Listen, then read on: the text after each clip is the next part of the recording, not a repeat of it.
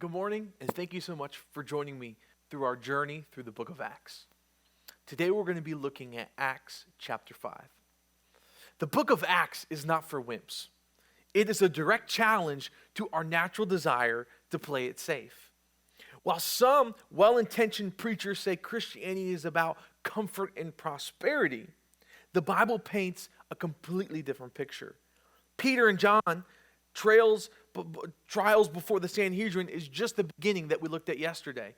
Them standing before the Sanhedrin who wanted to kill them for what they were saying because they were in love with Jesus. Members of the early church, think about this, endured prison, beating, exposed to death. They were stoned. They were shipwrecked. They had sleepless nights. They went hungry. They went thirsty. And a lot of them, some of them even wandered around naked as a result of proclaiming the name of Jesus as Lord. Instead of quitting, but think about this, instead of quitting when all of that happened, they rejoiced when suffering came for serving Jesus. Most of us never been flogged for our faith. I don't know about you, I've never been flogged.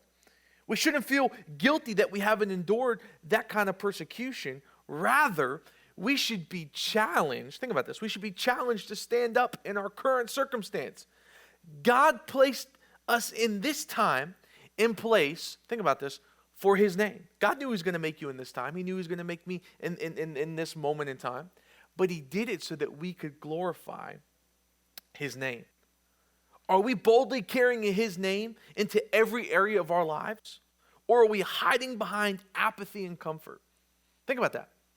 Are we proclaiming Jesus boldly, or are we being comfortable with the God we say we serve? The reward of a life well spent living boldly for Jesus, think about this, far outweighs any temporary consequence we may endure right here and now.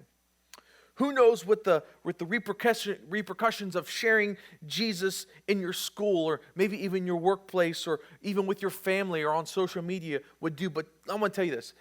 But we can be sure that whatever we face, no matter what it is, Christ is within us. In any situation, we can boldly share the gospel. We don't have to be ashamed of the God we serve. We can boldly take a stand. And we can stand up for our faith. God will give us the words to say.